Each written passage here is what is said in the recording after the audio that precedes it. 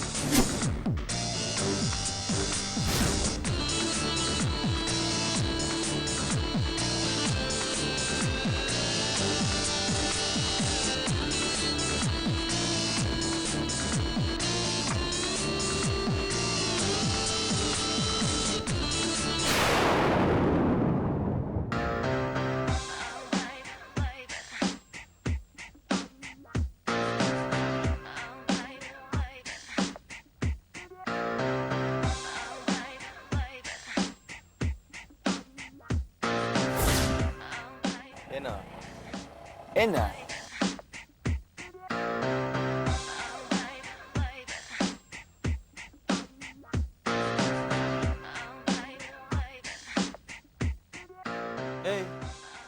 ಯಾರ ನೀನು? ವಾ, ಮರ್ಯಾದೆ ಅದು ಕೊಟ್ಟು ತಗೊಂಡು ಮಾಡಿದ್ರೆ ವಿಶ್ವಾಸ ಚೆನ್ನಾಗಿರುತ್ತೆ ಬ್ರದರ್. ಬ್ರದರಾ? ನಾನು ಯಾವ ಸೀಮೆ ಬ್ರದರ್ ನಿನಗೆ? ಅದ್ಯಾಕೋ ಗೊತ್ತಿಲ್ಲ ಬ್ರದರ್. ನಿನ್ನ ನೋಡ್ತಾ ಇದ್ರೆ ಯಾವುದೋ ಜನ್ಮದ ಋಣಾನುಬಂಧ ಅನ್ಸುತ್ತೆ. ಬ್ರದರ್ ಅಂತ ಕರಿಬೇಕು ಅನ್ಸುತ್ತೆ. ಅಲ್ಲ ಗುರು, ಇಷ್ಟೊತ್ತು ನನ್ನ ಪಾಡಿಗೆ ನಾನು ಆ ಹುಡುಗಿಗೆ ಲೈನ್ ಹಾಕೊಂಡು ನಿಂತಿದ್ದೆ, ಮಧ್ಯದಲ್ಲಿ ಬಂದು ಡಿಸ್ಟರ್ಬ್ ಮಾಡಿದ್ಯಲ್ಲ. ನಿನ್ನ ಪ್ರಾಬ್ಲಮ್ ಏನು ಹೇಳು? ಪ್ರಾಬ್ಲಮ್ಮಾ? ನನಗೇನು ಪ್ರಾಬ್ಲಮ್ ಇಲ್ಲ. ಪ್ರಾಬ್ಲಮ್ನ ಮಾಡ್ಕೊತಾ ಇರೋದು ನೀನು.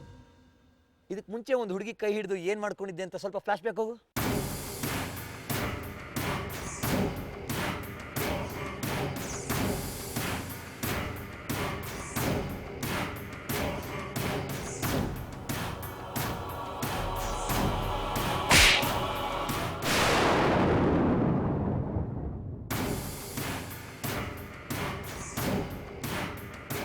ಬ್ರದರ್, ಹೆಂಗಿತ್ತು ಫ್ಲಾಶ್ ಬ್ಯಾಕು? ಅಂದಮೇಲೆ ನಾನು ಅನ್ಕೊಂಡಿದ್ದೆ ಕರೆಕ್ಟು.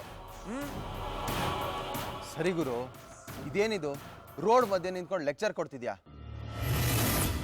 ಆಯ್ತಪ್ಪ, ಇವಾಗ ನನ್ನನ್ನು ಏನು ಮಾಡು ಅಂತೀಯಾ? ಈಗ ಟ್ರ್ಯಾಕಿಗೆ ಬಂದೆ ನೋಡು ಬ್ರದರ್. ಮನುಷ್ಯನೇ ಆಗಲಿ ಟ್ರೈನೇ ಆಗಲಿ ಟ್ರ್ಯಾಕ್ ಬಿಟ್ಟು ಹೋದರೆ ಆಕ್ಸಿಡೆಂಟ್ ಆಗೋದು ಗ್ಯಾರಂಟಿ.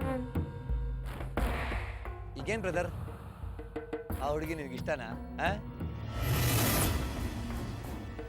ಹ್ಞೂ ಗುರು,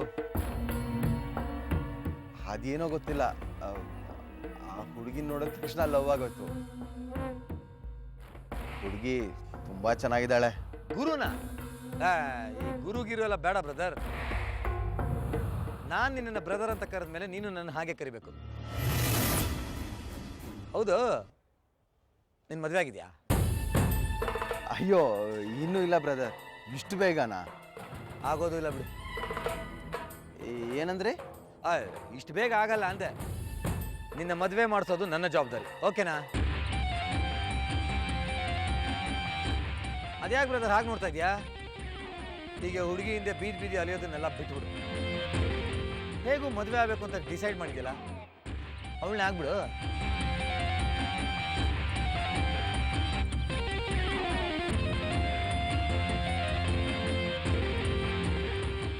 ಮತ್ತೆ ಯಾಕೆ ಬ್ರದರ್ ಹಾಗೆ ನೋಡ್ತಿದ್ಯಾ? ಯಾಕೆ ಹುಡುಗಿ ಚೆನ್ನಾಗಿಲ್ವಾ?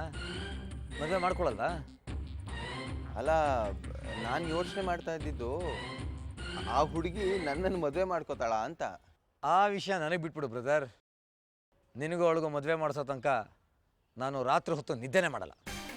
ಅಂದರೆ ಬೆಳಗ್ಗೆ ಹೊತ್ತು ನಿದ್ದೆ ಮಾಡ್ತೀಯಾ? ಅಲ್ಲ ಸಿಕ್ಕಾಪಟ್ಟೆ ಶಾರ್ಪ್ ಇದೆಯಾ ಬ್ರದರ್? ಅದಿರಲಿ, ಜೇಬಲ್ಲಿ ಎಷ್ಟಿಟ್ಟಿದ್ಯಾ? ನನಗಲ್ಲಪ್ಪ, ನಿನ್ನ ಮದುವೆಗೆ ಅಂತ ಕೇಳ್ತಾರದು. ಮದುವೆ ಆದಮೇಲೆ ಸಣ್ಣ ಪುಟ್ಟ ಖರ್ಚೆಲ್ಲ ಇರುತ್ತಲ್ವಾ, ಅದಕ್ಕೆ ಹಾಕಿ ಕೇಳಿದೆ. ಇಷ್ಟಕ್ಕೂ ನಿನಗೆ ದುಡ್ಡು ಇಂಪಾರ್ಟೆಂಟಾ ಅಥವಾ ಅವ್ರ ಜೊತೆ ಮದುವೆ ಇಂಪಾರ್ಟೆಂಟಾ? ದುಡ್ಡು ನನ್ನ ಹತ್ರ ಇದೆ, ಮದುವೆನೇ ಇಂಪಾರ್ಟೆಂಟು. ಹಾಗಾದರೆ ನಿನ್ನ ಹತ್ರ ದುಡ್ಡನ್ನ ನನಗೂ.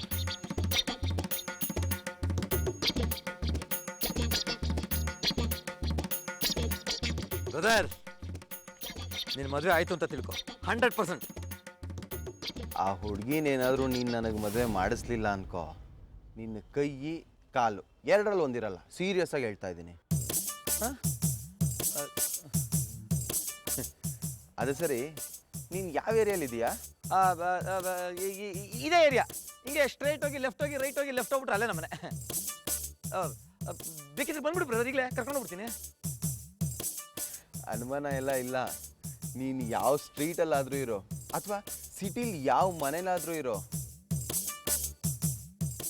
ನನಗೇನಾದರೂ ಡೌಟ್ ಬಂದರೆ ಎಲ್ಲಿದ್ರೂ ಹುಡುಕೊಂಡು ಬಂದು ಹೊಡಿತೀನಿ. ಹಾಂ, ಇದೇ ಬೇಡ ಅನ್ನೋದು. ನಾನು ಬಾಯಿ ತುಂಬ ಬ್ರದರ್ ಅಂತ ಕರೆದಿದ್ದೀನಿ. ಬ್ರದರ್ಗೆ ಮೋಸ ಮಾಡ್ತೀನಿ ನಾನು? ಬ್ರದರ್, ನಿನಗಿಂತ ನಮ್ಮ ಫ್ಯಾಮಿಲಿ ಹಿಸ್ಟ್ರಿ ಗೊತ್ತಿಲ್ಲ. ಒಂಥರ ಕಸ್ತೂರಿ ನಿವಾಸದ ವಂಶದವ್ರು ನಾವು. ಕೈ ಯಾವಾಗಲೂ ಹೀಗೆ ಇರುತ್ತೆ. ಏನೋ ಟೈಮ್ ಚೆನ್ನಾಗಿಲ್ಲ, ಹೀಗಾಗ್ಬಿಡುತ್ತೆ. ಮಾತು ಕೊಟ್ಮೇಲೆ ಆಗೋಯ್ತು ನಮ್ದು. ಸರಿ, ನಾನಿನ್ನು ಹೊರಡ್ತೀನಿ. ಹೌದು, ಮತ್ತೆ ನೀನು ಯಾವಾಗ ಸಿಗ್ತೀಯಾ? ಒಂದು ಕೆಲಸ ಮಾಡು ಬ್ರದರ್, ನಿನ್ನ ನಂಬರ್ ಕೊಟ್ಟಿರು, ನಾನೇ ಫೋನ್ ಮಾಡಿ ಎಲ್ಲಿ ಯಾವಾಗ ಎಷ್ಟೊತ್ತಿಗೆ ಸಿಗ್ತೀನಿ ಅಂತ ಹೇಳ್ತೀನಿ. ನಂಬರ್ ಇಟ್ಬಿಡು. 98452 69391. 98452 69391. ಕರೆಕ್ಟಾ brother? Correct. Thank you brother. ಸರಿ, ಬರಲಾ?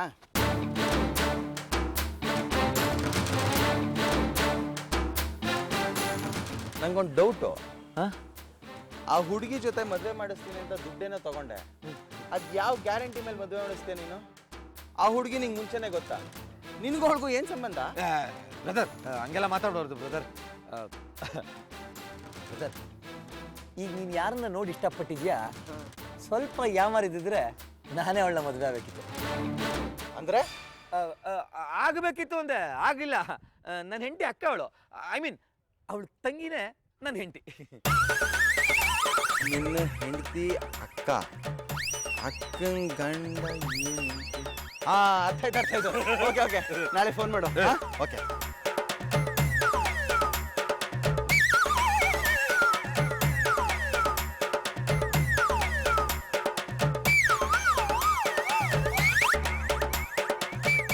ಚಿನ್ನದ ಮೊಟ್ಟೆ ಇಡೋ ಕೋಳಿ, ಕೇರ್ಫುಲ್ಲಾಗಿ ಹ್ಯಾಂಡಲ್ ಮಾಡಬೇಕು.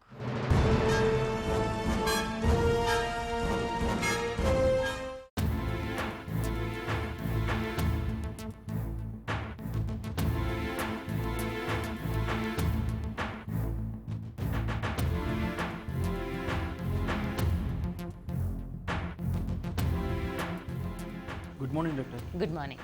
ಬನ್ನಿ ಕೂತ್ಕೊಳ್ಳಿ.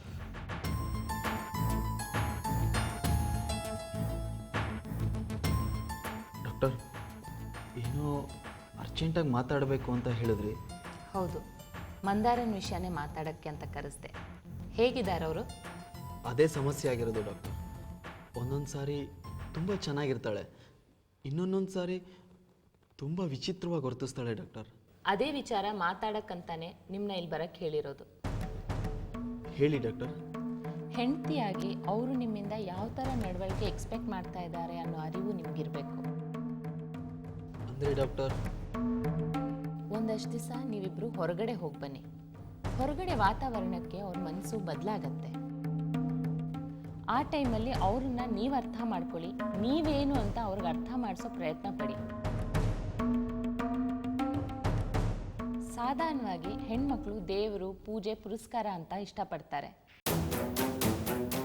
ಅಂಥ ಜಾಗಗಳಿಗೆ ಹೋದಾಗ ಆಕಸ್ಮಿಕವಾಗಿ ಒಂಥರ ಪಾಸಿಟಿವ್ ಎನರ್ಜಿ ಅವ್ರಿಗೆ ಬಂದೇ ಬರುತ್ತೆ. ಮಂದಾರ ನಿಮಗೆ ಹೊಂದ್ಕೊಂಡಿಲ್ಲ ಅನ್ನೋದು ಅವ್ರ ಮನಸ್ಸಿಗೂ ಕಾಡ್ತಾ ಇದೆ. ಹೀಗಾಗಿ ಹೊರಗಡೆ ಹೋದಾಗ ಅದನ್ನೆಲ್ಲ ಮರೆಯೋ ಚಾನ್ಸಸ್ ಇರುತ್ತೆ. ಸಮಸ್ಯೆ ಅಂತ ಡಾಕ್ಟರ್ ಹತ್ರ ಬಂದರೆ ಇದೇನಿದು ದೇವಸ್ಥಾನಕ್ಕೆ ಹೋಗಿ ಅಂತ ಹೇಳ್ತಾ ಇದ್ದೀನಿ ಅಂತ ಅನ್ಕೋಬೇಡಿ. ನಾನು ಮಂದಾರನ್ ಮನಸ್ಥಿತಿನ ದೃಷ್ಟಿನಲ್ಲಿಟ್ಕೊಂಡು ಮಾತಾಡ್ತಾ ಇದ್ದೀನಿ. ಸರಿ ಡಾಕ್ಟರ್, ನೀವು ಹೇಳಿದಾಗೆ ನಾನು ಮಾಡ್ತೀನಿ. All the best. Thank you.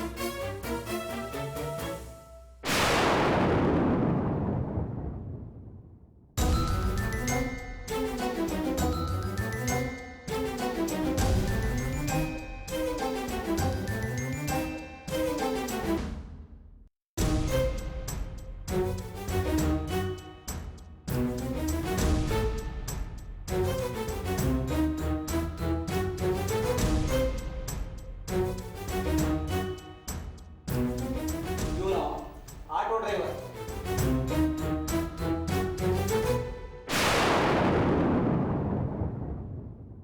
ಇವ್ರು ಯಾರು ಆಗದೆ ಇದ್ರೆ ನಾನು ಆಗ್ತೀನಿ.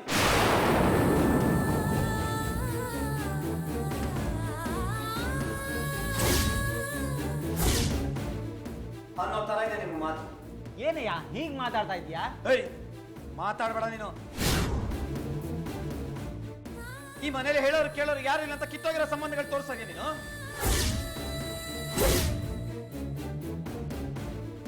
ಈ ಮನೆಗೆ ಹೇಳೋರು ಕೇಳೋರು ಅಂತ ನಾನಿದ್ದೀನಿ, ಈ ಮನೆ ಅಳಿಯ.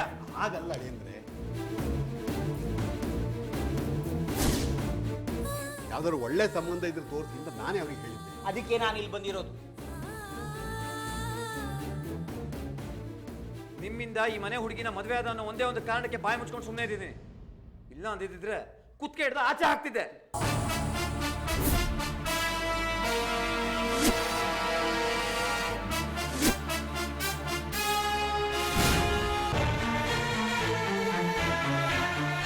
ನಿನ್ನ ಕೈಯಿಂದ ಕುತ್ತಿಗೆಗೆ ಕೈ ಹಾಕಿ ದಬ್ಬಿಸ್ಕೊಳ್ಳೋಂಥ ಕರ್ಮ ನನ್ಗೆ ಬಂದಿಲ್ಲ ಕಣಯ್ಯ.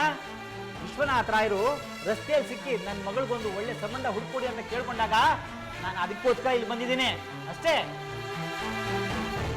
ಮತ್ತೆ ಇದೇ ಕೆಲಸವಾಗಿ ನೀವು ಈ ಮನೆಗೆ ಬರೋ ಅಗತ್ಯ ಇಲ್ಲ. ಹೊರಡಿಲಿಲ್ಲ.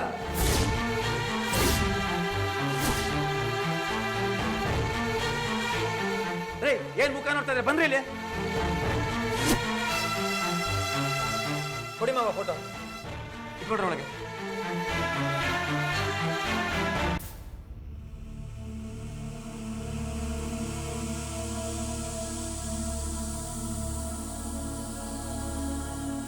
ತಾವಿನ್ ದಯಮಾಡಿಸಿ.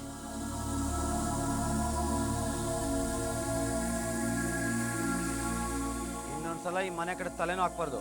ಹೋಗಿ ಹೋಗ್ರಿ.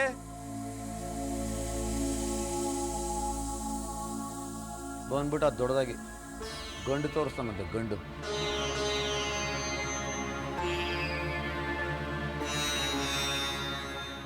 ನೀವೇನ್ ಮಾವ ದಾರಿಲೋಗ ದಾಸ ಇನ್ ತೋರಿಸೋದು ಮಗಳು ಕಟ್ಬಿಡ್ತೀನಿ ಅಂತೀರಲ್ಲ. ಗಂಡನ್ನ ನಾನು ಹುಡುಕ್ತೀನಿ. ನೋಡ್ತಾ ಇರಿ ನಿಮ್ಮ ಅಳಿಯ ಹೆಂಗಿರ್ತಾನೆ ಅಂತ. ಮುಂದಿನ ಸಲ ಈ ಮನೆಗೆ ಬರೋದು ಹುಡುಗನ ಜೊತೆನೆ. ಬರ್ತೀನಿ.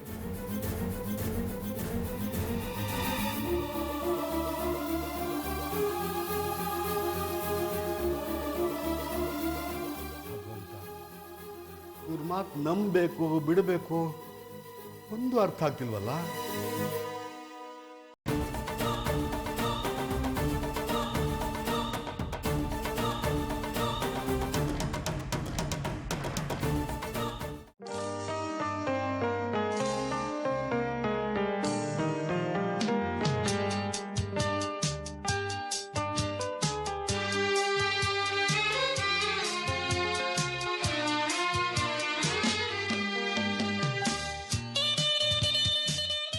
ಮಂದ ಮಂದ, ನಾವು 10 ದಿನ ಎಲ್ಲಾರ ಹೊರಗಡೆ ಹೋಗೋಣ ಅನ್ಕೊಂಡಿದ್ದೀನಿ ಮಂದ. 10 ದಿನನಾ? ಯಾಕ್ರಿ? ಯಾಕೆ ಅಂದರೆ ಮದುವೆ ಆದಮೇಲೆ ಹೋಗಲಿಲ್ಲ. ಈಗ ನನಗೆ ಆಫೀಸಲ್ಲಿ ಲೀವ್ ಸಿಕ್ಕಿದೆ. ಇದೊಂಥರ ನಮ್ಮ ಮದುವೆ ಟ್ರಿಪ್ಪೇ. ಯಾಕೆ ಮಂದ ಇಷ್ಟ ಆಗಲಿಲ್ವಾ?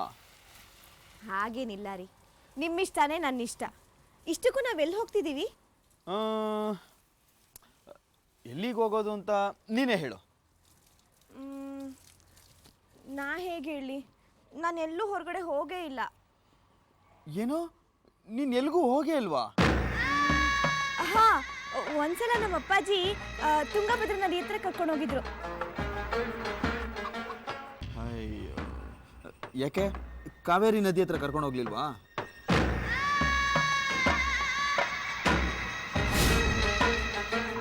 ಯಾಕೋ ನನ್ಗೇನ್ ಗೊತ್ತು? ಮಂದ, ನೀನು ಹಾಗೆಲ್ಲ ನೋಡಬೇಡ. ಹೀಗೆ ನೋಡಿ ನೋಡಿನೇ ನನ್ನ ಬೀಳ್ಸ್ಕೊಂಡಿದ್ದು. ನಾನೇನು ನಿಮ್ಮನ್ನ ಬೀಳಿಸ್ಕೊಂಡಿಲ್ಲ, ನೀವೇ ನನ್ನ ದಾರಿಗೆ ಅಡ್ಡ ಬಂದಿದ್ದು. ಅವಾಗಿಂದ ನಿಮ್ಮ ದಾರಿನೇ ನನ್ನ ದಾರಿ. ಆಯ್ತಮ್ಮ, ನಾನೇ ನಿನ್ನ ಬಲವಂತವಾಗಿ ಮದುವೆ ಮಾಡ್ಕೊಂಡು ಕರ್ಕೊಂಬಂದಿದ್ದು, ಆಯ್ತಾ? ಸರಿ, ನಾವೆಲ್ಲಿ ಹೋಗ್ತಿದ್ದೀವಿ ಕರೆಕ್ಟಾಗಿ ಹೇಳಿ. ಊಟಿ, ಮೈಸೂರು, ಚಿಕ್ಕಮಂಗ್ಳೂರು, ಹಾಸನ್, ಚಿಕ್ಕಮಂಗ್ಳೂರು. ಸಾಕು. ಅಬ್ಬಬ್ಬಾ, 10 ದಿನದಲ್ಲಿ ಇಷ್ಟೆಲ್ಲ ಓಟ್ ತಿರುಗಿಸ್ತೀರ ನನ್ನ.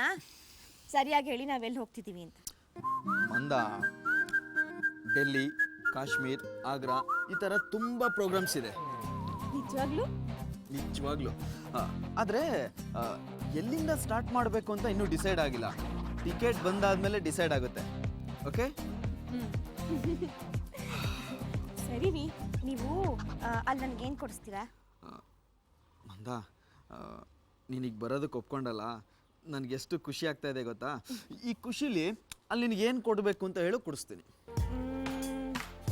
ನಾನು ಇಲ್ಲಿ ಹೇಳಲ್ಲ, ನಾನು ಅಲ್ಲಿ ಬಂದ್ಬಿಟ್ಟು ಹೇಳ್ತೀನಿ. ಆದರೆ ಒಂದು ಕಂಡೀಷನ್, ಗಿಫ್ಟ್ ಐಟಮ್ ಮಾತ್ರ ಕೇಳಬೇಕು, ಅದು ಇದು ಅಂತ ಎಲ್ಲ ಕೇಳಂಗಿಲ್ಲ.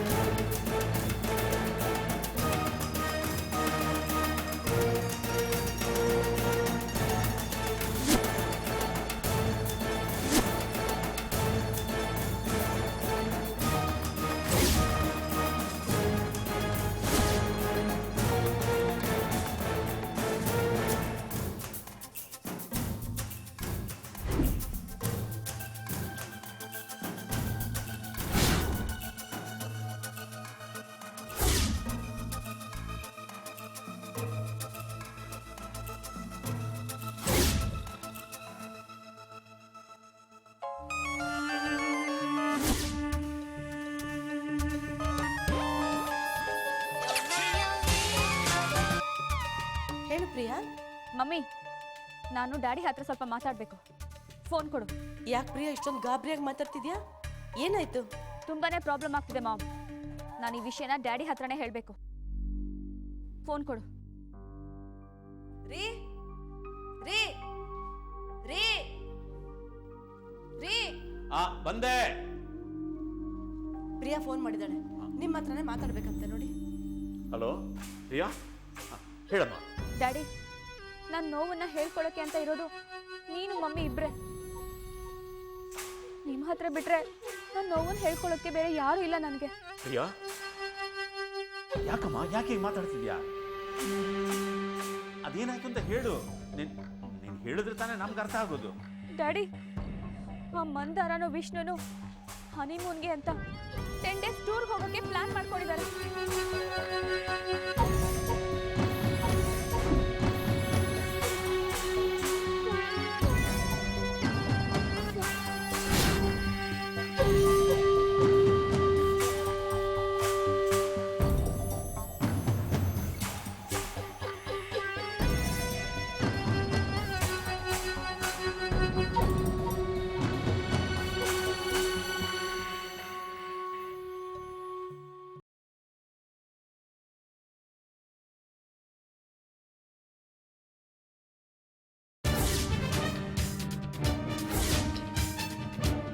ಯಾರು ಆಗದೆ ಇದ್ರೆ ನಾನು ಆಗ್ತೀನಿ.